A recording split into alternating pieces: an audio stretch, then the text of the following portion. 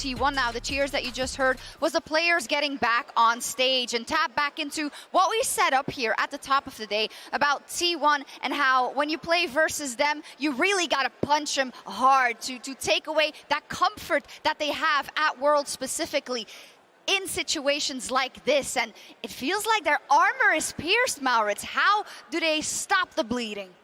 You got to clean up the early game, because early game has been so deciding. Early leads have been the biggest indicator of how a game is going to play out throughout this series. And I also want to make very clear, T1, even with their Worlds win last year, their Game 5 struggles have continued. They weren't able to actually get the win, being in this position in Spring Finals against Gen G. And then when they faced off against BLG, this MSI, we saw them also not be able to get that crucial Game 5. But do you believe? Of course I believe. Okay, London, London, do you believe in a Game 5? Me too. I want to see you all silver scrape. Are we going to get there, Medic?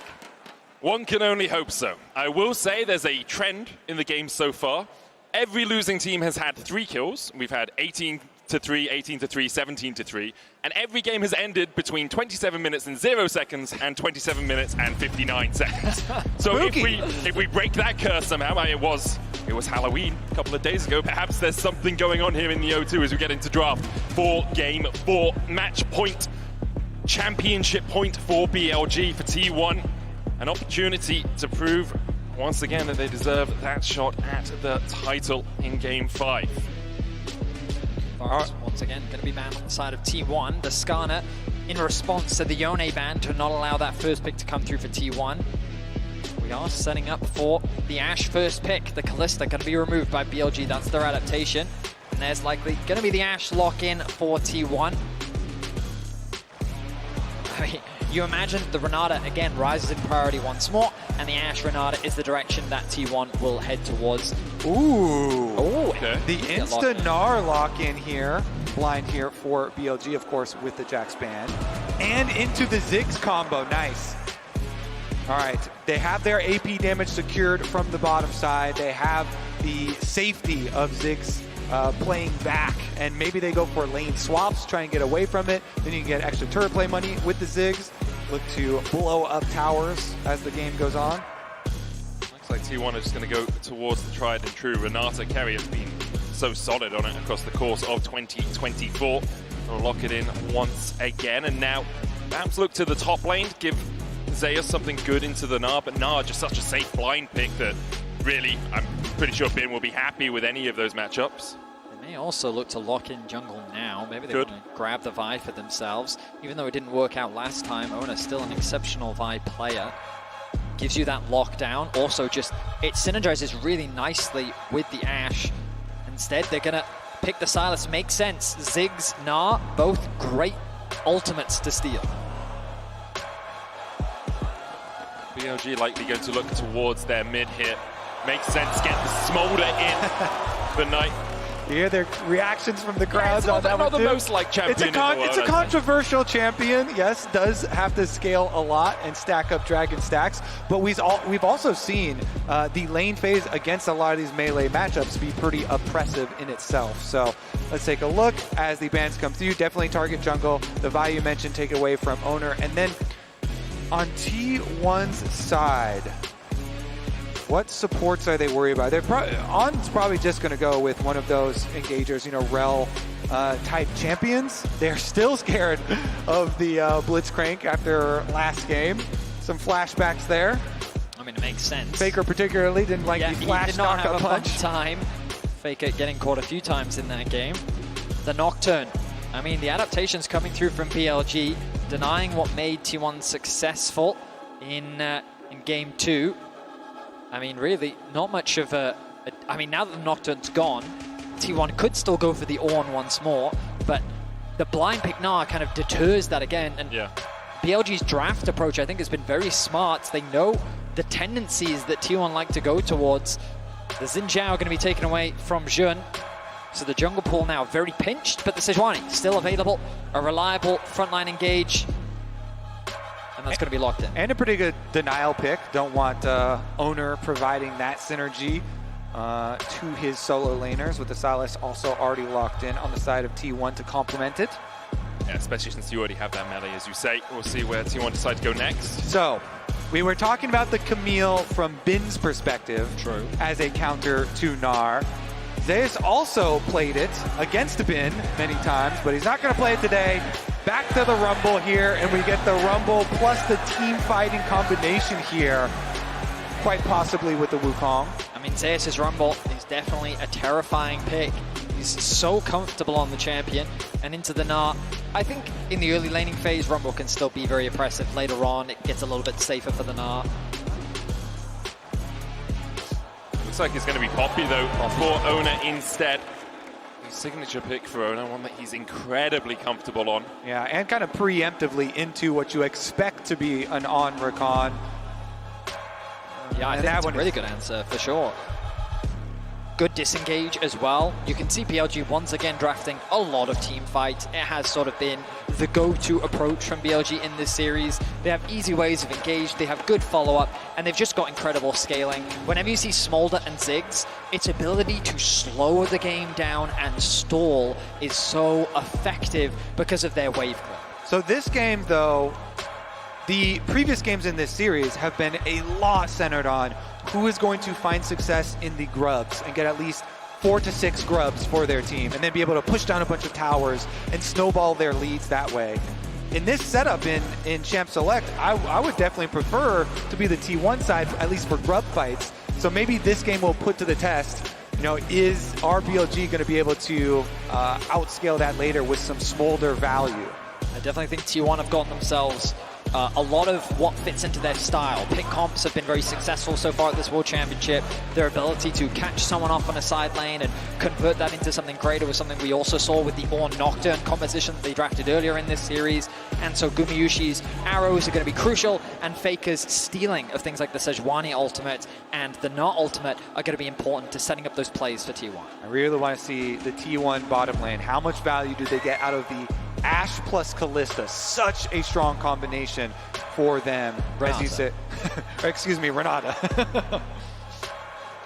But yeah, I mean, backs against the wall now for T1. Our reigning world champions find themselves needing to win 2 games to get themselves a 5th title.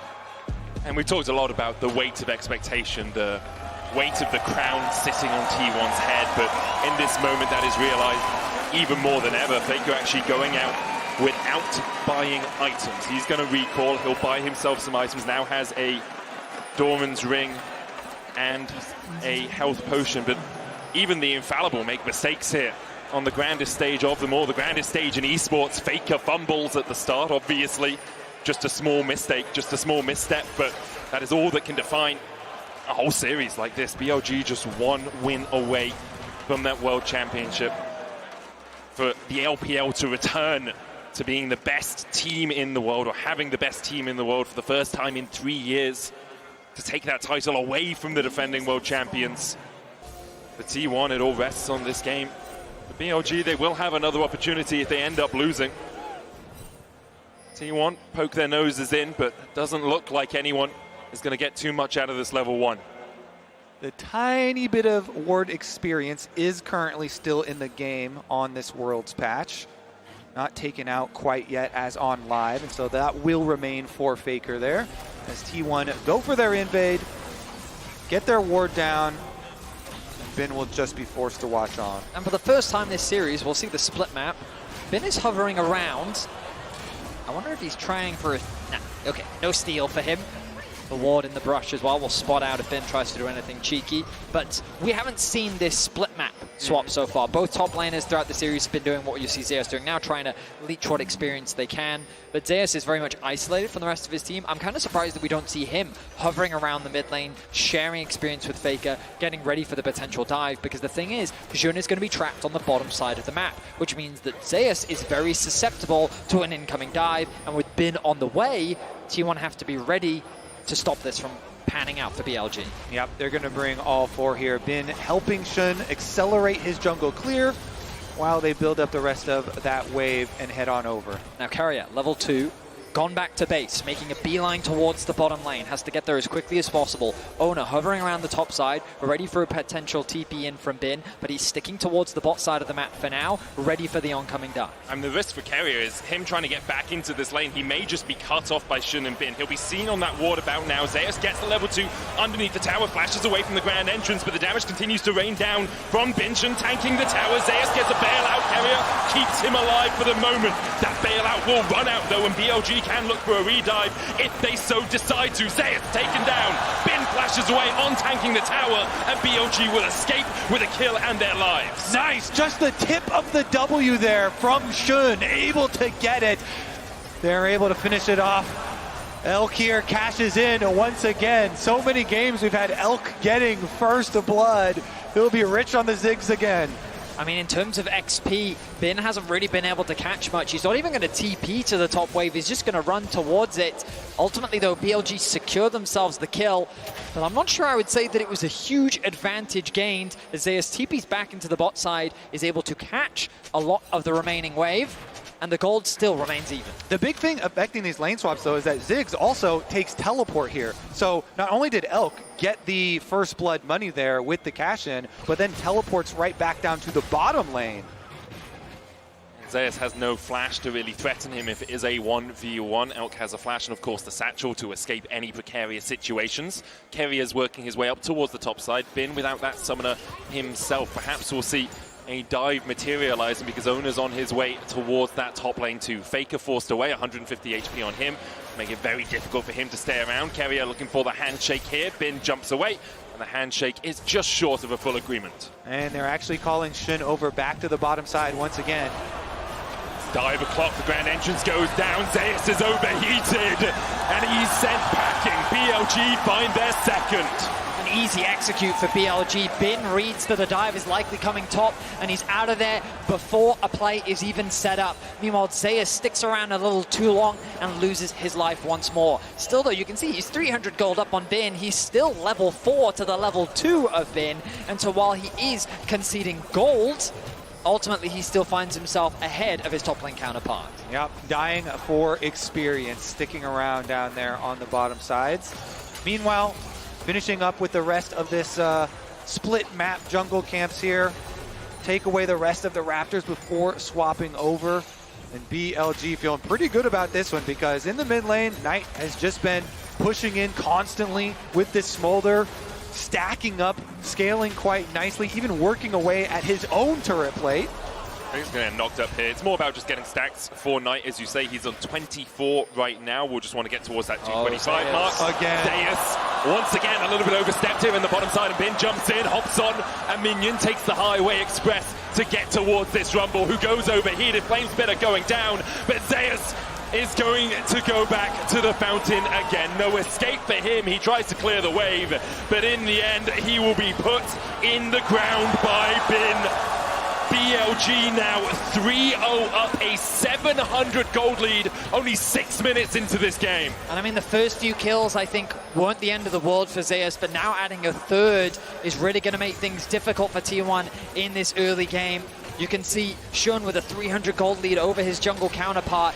That Ziggs is being accelerated so much, and Bin able to close that gold gap that had previously been built up in favor of Zeus. On's on the warpath here, passes through mid, and T1 are trying to stick to that game plan of taking down the grubs to be able to snowball turret plate money and turrets later on. But BLG with so many early kills already throwing a wrench into the plan. I mean, Shun has just been so active throughout this series, constantly looking for ganks, and he's a core part of why BLG is even here. The turnaround in the Swiss stage that he brought to the team, and just his playmaking in the early game has been phenomenal. He is continuing that trend, and he finds himself involved in all 3 of BLG's early game kills. Elk and On with their synergy with this Rakan and Ziggs as well, you know, knockups into satchel charges. So far nicely executed from their side. We will see as far as the mega stacking continues, the tier picked up there for Knight, continually stacking that up as well as Faker goes for another trade. Steals away the Smolder ultimate, can use that obviously later to clear a wave or just to heal himself up. Let's give you a bit of health regeneration when it hits in the middle of it. Faker now pathing down towards that bottom side. Oner's on his way down there as well. Gumayusi and Keria able to take the plate in the top lane. Elk, only level 5 right now, does have the flash. Guma's 6, so has that enchanted crystal arrow. On's going to try and hold this wave so that Elk can get back to the relative safety of the tower. Exactly. It was a nice little kind of Red Rover, send one member over there as Guma and Keria run past the tower to zone Elk out from the minions, but On tries to go collect, as you said. So On actually gets in, and they're kind of funneling extra experience there into him, but now Elk is finally able to make his way over. Only gets in range for the last 2 minions though, so did lose a bunch of XP there. You can see Elk still not level 6, while Gumayusi's almost towards level 7. T1 will use the pressure they have in the top side and the push that they had through bot to now take away the first dragon of the game. It's 3 Grubs and a Drake in their names at the 8-minute mark. I think that will be critical for T1 moving forward, since BLG have drafted really good late game for themselves. T1 going to use these objectives, try and draw them out to you. I mean, there are different ways to look at this, right? Because from PLG's perspective, the fact that they've been able to find these advantages in what is a very scaling comp, Knights, going to be forced to flash away, knows that the setup play from Oner was very risky. So BLG having this advantage in the early game just better sets them up for scaling later. Faker face checking. Straight into Shun, the Glacial Prison hits, but Faker heals up with that Kingslayer. Oner's going to force Shun away for now. On does have the quickness, but doesn't want to dash in to bolster the attack of Shun. In the end, Faker does manage to escape, doesn't burn the flash, and holds on to that summoner. And I mean, what I'm talking about, things can look good from the perspective of BLG. T1 have been able to secure all these early objectives. Kobe was already highlighting the fact that the early investment in the Grubs, their skirmishing potential of the composition, and the fact that Zeus is actually, even with all that pressure, still a level up, and he has a huge stacked wave on the bot side of the map.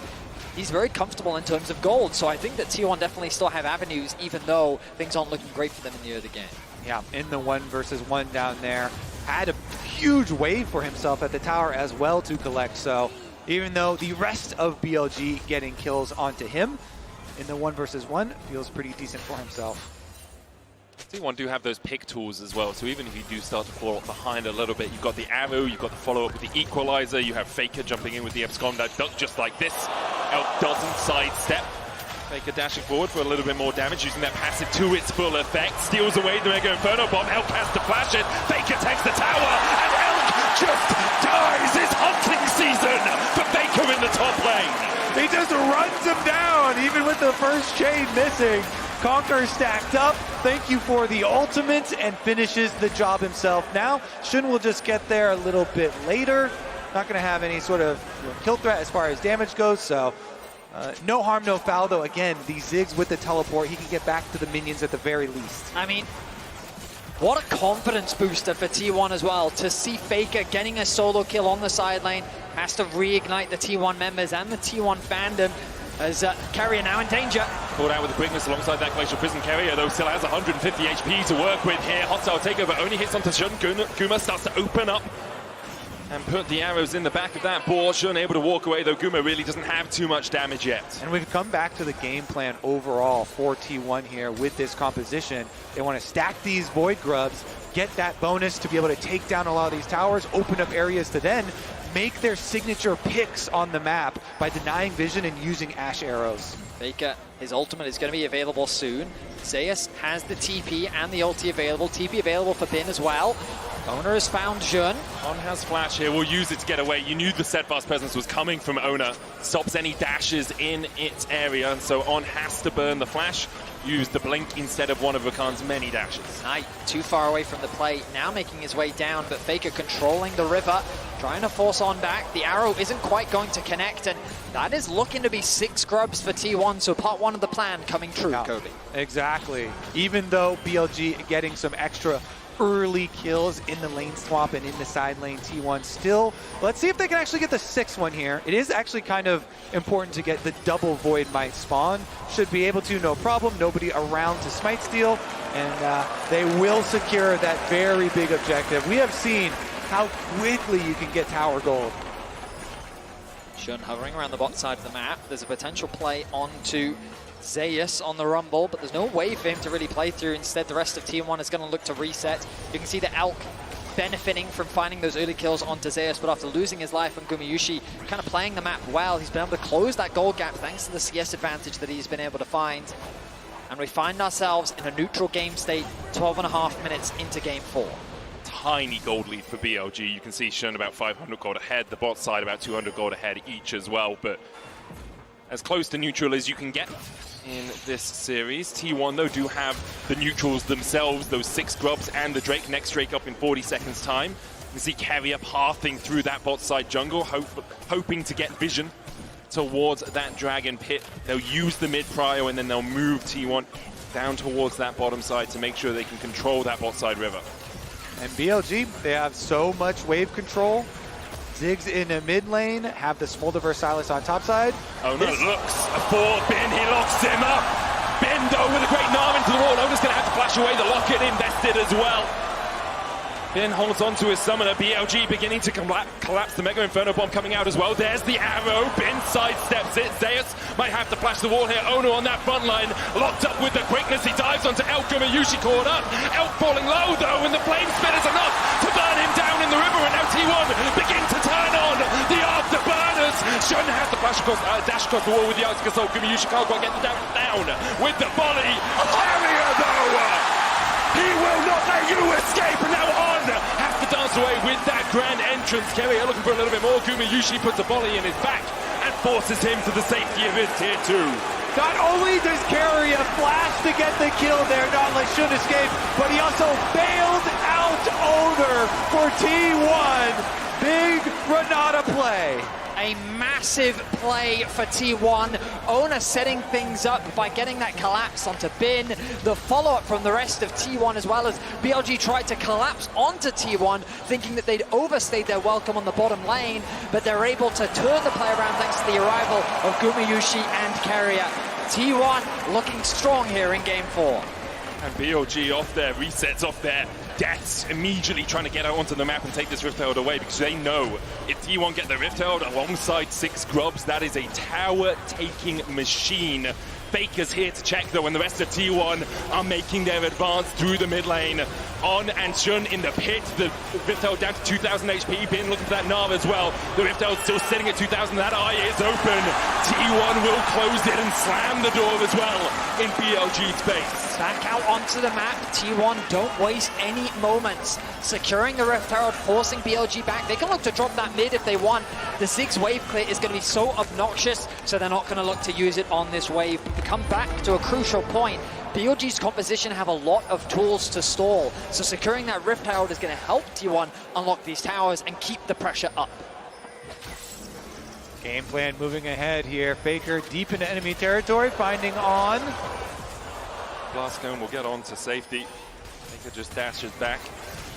But again, now is where we're going to see the real acceleration for the side of T1. With Rift Herald plus the full 6 scrubs, you can drive the Herald in for the extra Void Might spawns there, immediately move up, snowball all of this money. This is what we've seen in so many of the games in this series, is such an acceleration at this point, the mid point of the game for the team that did get the early lead. And T1 are that team this time around. BLG trying to defend. Glacial Prism hits onto On. The arrow also connects. Bin dashes in. The Gnar back. The hostile takeover makes Shun go berserk underneath the tower. And he pops the locket, but he will go pop first. BLG starting to turn this one on T1's heads. They found 2. Keria has no flash, but Knight has 1 to chase. Keria escaping on 100 HP, but On will not give him that luxury. BLG find 3 in the top side. And just like that, BLG punished the aggression from T1. Trying not to lose any momentum, they set their sights on the top tier 1, but BLG denied them access and turned the fight around. That play right there might change the course of this series. BLG with Knight on the front lines with his Trinity Force Smolder completed. Well, they're trying to answer mid here for T1. The bomb doesn't quite take out all of the minion wave. Because of the Void Mites, T1 stick around. They just can't quite finish the tower, though. But Bin with some crucial playmaking there, getting a beautiful Gnar ultimate off onto 2 members of T1, and then just barely getting away with his life to deny Oner coming back to life, thanks to the Renata passive as well.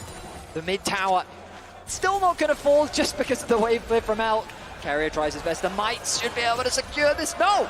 Knight going to deny that once more. BLG fighting that tower's life. But here we are. Let's look back at the replay. All right, so it starts out, they use both Faker's ulti as well as the Ashe arrow, and as you say, Bin, just as he goes in, gets the knock back on two of them there, Keria and Oner, and so they get the first kill. Knight then arrives on the Smolder, flashing forward to chase them down with his freshly completed Trinity Force.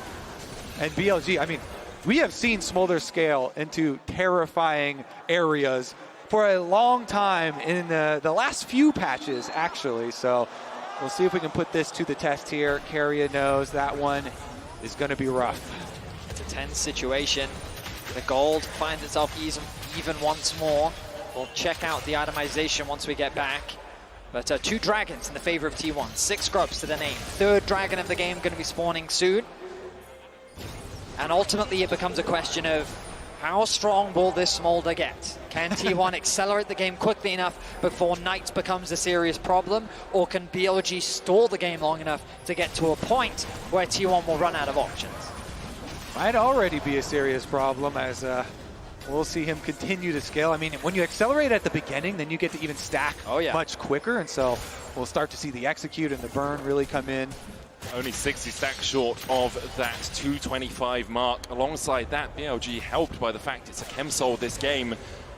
Obviously, you don't want to give the enemy team a soul, but when they've stacked 2 Drakes, giving them a chem soul to let yourself scale isn't as impactful as if it were an Inferno, if it were a Hextech. So T1 will be licking their wounds a little bit at that twist of fate. Gumayusi caught with the Mega Inferno Bomb. The wave cleared out in mid as well by Elk. T1 will use the time they have to pressure in towards this blue side jungle. Drake up in 10 seconds. It doesn't look like BLG really want to fight it. Not necessary for them to do so. Of course, just number 3 here for T1. I think the correct call is we keep on scaling. We got to get our Smolder to the break point that you just talked about. And so they're going to push hard on the other side of the map. Definitely the correct choice here with the scaling that they have available to them. Take away a little bit of the jungle as well while they're at it, but T1, they press ahead. It's a tense affair. I mean, Medic, you called it earlier. The losing team in every game, 3 kills was the maximum. Well, T1's at 3. One more, and we've got a tense game on our hands. Well, I also do have to say, I would be willing to bet a lot that this will not be a 27-minute game ending, especially with BLG having Smolder plus a Ziggs. The reason why this is such a good pairing as the arrow goes wide, but Faker's still here. Take a look at that flank. Will steal away the quickness from On. Gets Charm, flashes in, finds 2. Equalizer on the back line as well. As Faker is knocked off this earth. He finds the engage. He finds everything T1 were looking for. Exceptional play from T1. You think that the play falls short because the arrow doesn't connect, but Faker will find a way. And then with the 6 scrubs, with the rip kill, they immediately take the tower afterwards. And guess what? They're turning straight towards the barrel. Zeus on, it's just ticking away to the flame spitter damage. Zeus tries to turn it around, and in the end, BLG unable to hold on to their tier 2. Bin's coming across from the side as well. He TP'd in. T1 have started the Baron, and you have to feel it all hinges on this. On a knife's edge between T1 and BLG. Will BLG look to try and take the fight? Chun has Flash and Smite. Elk now joins the battle, teleports in. Bin looks for Keria, lands the slow with the boomerang. Knight TP'd in as well. BLG are going all guns blazing into the battle here as T1 are hailing the retreat. On dashing forward, he's only at 300 HP. Faker eats the bomb and is taken out low. Mega Inferno Bomb going in. Zeus will sacrifice himself for the good of his team to make sure the rest of T1 are able to escape with this Baron. The quick play from T1, the teleport ends up not mattering here from BLG as they only got the 1 kill in the aftermath. T1 just got so much out of this. Faker on the flank, even with the arrow going wide. He makes the play, and T1 finds so much. I mean, the arrow comes through, it does not connect, but on the right-hand side is Faker. He interrupts the knockup, and then he connects the 2-man charm into then the knockup come through from Oner. The wombo combo is exceptional, and T1 finds some much-needed kills onto the crew two crucial carries of BLG. Yeah, Faker laid the way for the Renata ultimate there, catching them up. And then Zeus, who had been 2v1ing earlier, goes for the sacrifice here to allow all the other Baron buffs on T1 to remain alive. Yeah, we've seen so much Bin rumble. I thought it was Bin making the flash, but it was Zeus, and he did have to sacrifice his life up towards the top side of the map. T1, though, immediately back out on the map, and look, they're doing what they did in Game 2, spreading themselves across the map, pushing in top, pushing in mids. And Kobe, you said quite confidently that this game isn't going to end in 27 minutes, but the arrow once again onto Elk, he had the flash, he decides to use it afterwards. Oner couldn't quite get in range to engage any further. Faker's taken out the tier 2 in the top lane. Shun goes in with the Glacial Prism on there with the follow-up. Keria, though, an incredible hostile takeover puts on in his place. Oner tanking the tower. Glacial Prism stolen away by Faker as he dives onto the back line. Who else but Faker again? In the end, he falls, but Guma is making Shun look like a pin cushion. Knife forced to flash away. Elk trying to put the damage down as well. He won't land it on Keria. The fancy feeder out in force as T1 begin to push up bot side. Yeah, T1 are taking another tower with the 6 Void Grubs as well as the Rift Tail. They keep on forcing these Vedias even when BLG try and construct their counter. T1 rebuff it. The Renata is just too much defense. Charging into that ultimate seems like suicide. I mean, I just feel like we're feeling the Faker effect here. He's not at the start of this play. The arrow connected, forcing the summoners out. Then when the range gauge comes through, the TP is quick to follow. Keria with a fantastic ultimate to force BLG to disengage. And then when Faker arrives, he does not hesitate to dive past the tower and set up the play for him and Gumayusi to tear BLG apart. At the end, some slim margins there as well. Knight being forced to flash away a critical summoner spell, but T1 are doing a good job, I think, pushing the pace of this game because, as you mentioned, one of the reasons I was confident in saying that I didn't think it would end in 27 minutes, Ziggs and Smolder is such a good combo, yes, and Ziggs wave clear plus the Smolder wave clear and scaling itself in that champion. But because T1 got those 6 Void Grubs that we have been so probably too hyper-focused on, the pushing power that they have shown and really accelerating this game and being able to get their Dragon Soul as well in a very timely manner means we are still on course for that T1 game plan. And credit to Zeus. 0-3 during the laning phase has bounced back phenomenally. Been landing some very important Rumble ultimates, and he's going to be important in the upcoming sieges. That tool is great for zoning away the for zoning away the Smolder and the Ziggs from providing that wave clear and protecting their towers. That's so vital. They managed to put that damage down on tonight to keep him away from the battle because he has hit that 225 mark. Now sitting at 230 stacks. That doomsday clock has ticked over to midnight for T1. They are still in the lead. Chemsol, 4,000 gold ahead. 6 grubs, Baron up in a minute 30 as well. Faker has been on fine form, finding people with the quickness, with those engagers. But BLG can still hold on to the fact they have this wave clear.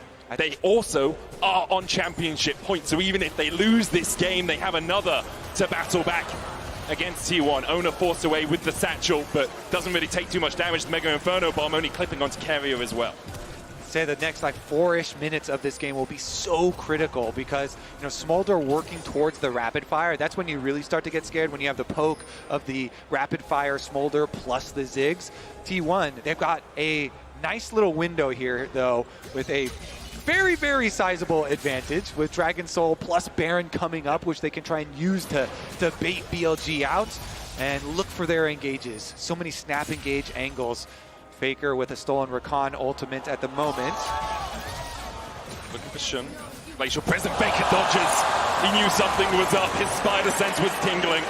Good check there. Good reactions from him. Pops the Scryers as well, and T1 can come in to take away all that safety. Oner manages to get the knock into the wall. Steadfast Presence already been used, though. On will have a second dance away. Hostile takeover coming out. Shun cleansed away by that Mikhail's out of On. In the end, it's just an investment of ultimates from T1. Mikhail's used. Keria, flash handshake, pulls back Elk. Faker trying to get with the quickness onto the back line. Gumayusi unable to open up quite yet. Bin doing doing the damage onto Oner as well, but already Elk is down to 300 HP on the top side. Shun is down. The equalizer out from Zeus will save Oner's life and force BLG away. It becomes a question of can the Baron be secured, and with Shun down, I believe that the answer is yes. There is no smite available. Elk, crucially, still has his ultimate up, but with that, Faker secures his 500th kill at the World Championship. BLG are looking to fight this. They TP'd Elk into the mid lane. Has that Mega Inferno bomb. It's going to hit onto Oner. Fake able to dodge to the side of it. 3,000 HP now on the Baron as BLG advance. T1 have already got the Baron though, and BLG now have to begin to retreat. But the damage coming out from Elk is absolutely massive. Faker dives in, lands on Bin. Grand entrance already locks him up. He wants to stopwatch to try and buy himself a second. Has the bailout ticking on him as well, and he flashes. Faker survives somehow. T1 get out with the Baron buff, and BLG are unable to find purchase on the game. Baker plays a dangerous game there, so close to the execution, but he's able to immune it, flashes out, and escapes with his life. My goodness, Faker has turned it up to 11 in this game 4. He knows the stakes that are in this game, and he does not want to give up the title that easily. It's likely that we're going to game 5. T1 still have to close this one out. The arrow connects. Not quite. Shun flashes away to safety. BLG really got to just keep focusing on their defense here. They do have flashes on both Knight and Elk. So as long as they don't let anyone get caught and give up some critical summoner spells here early on, if they focus on their wave clear and defense at towers, then T1 really are going to have to make use of this 2 minutes of Baron buff to crack inside and get to those inhibs. T1 need to get someone in the mid lane. They're going to send Faker over. Rumble is actually going to stay top to catch that wave, has the TP available. T1 being spread quite thin. Normally they prefer to play that 4-1 setup, but Bin doing a good job of pushing that top wave in deep. Now he can regroup, buy a little bit more time for BLG. Again, the wave clear looking to be strong here from the side of BLG. Knight's chipping away. Not doing a huge amount of damage to Oner, but for now, all they need to do is stall. They're doing exactly that. 90 seconds before the Elder Dragon comes to bear. BLG yet to pick up a Drake in this game, but if they get the Elder, their fortunes may change. They are just trying to defend right now. T1 have been unable to break the base, break that inhibitor line with this Red Bull Baron power play. A minute left on it, but it looks like T1 are going to just look for the resets here, get back out onto the map, get that vision control down once again, and then try and pull BLG into a fight at Elder, because they've got to. You can't just give the Elder away to T1. You have to make your final stand there if you are BLG, and if you win that fight, you might just win Worlds, you might just win the championship. That's how much of a game decider Elder Dragon can be. I mean, Kobe already talked about the animization. BLG is strong enough to fight. Their carries are in a position. It ultimately comes down to execution and finding access to this Dragon Pit. Right now, T1 are denying all vision on, doing what he can to find angles of attack, maybe even a TP flank, but he's been caught. On locked up against the wall, pulled back with a handshake. The keeper's verdict finds him guilty as On is slain by Gumayusi, and now will BLG even try to mount a defense around the Elder Drake? They TP to the bot lane. Bin looking at that flank position. His Mega Gnar's going to expire pretty soon, and Faker's looking for a flank of his own as he TPs in towards this blue side. Bin now on the wrong side of the rift as Faker's hunting, and he's looking for a bit of Gnar. The flash forward, Sejuani's Peasant's Knight able to flash away as well. The hostile takeover comes up short. The Gnar stolen away by Faker. Locks Bin against the wall and puts him 6 feet under. Shun next on the menu as Gumayusi begins to open up. Shun taken out by Zeus. The equalizer does exactly that for T1. It's going to equalize this series at 2-2. The reigning world champions will not go down that easily. They will push us to a deciding game 5. They are going for it. There's only On left to defend the Nexus. Faker steals away the Rakan ultimate. The defense is not strong enough, and T1 will bring us to game 5. On the shoulders of Faker, T1 will go to game 5. There is no one like him, not on this earth. T1 take us to Silver Scrapes. The arena erupts with excitement. What looked like a terrible start for T1 turned miraculously after some incredible plays from that man in the mid lane. Game 5 is what we wanted. Game 5 is what we will get. Oner Poppy getting a lot of picks in this game as well. Keria, Renata, obviously very big pick, and Baker Sylas as we go to the champion select for the deciding game.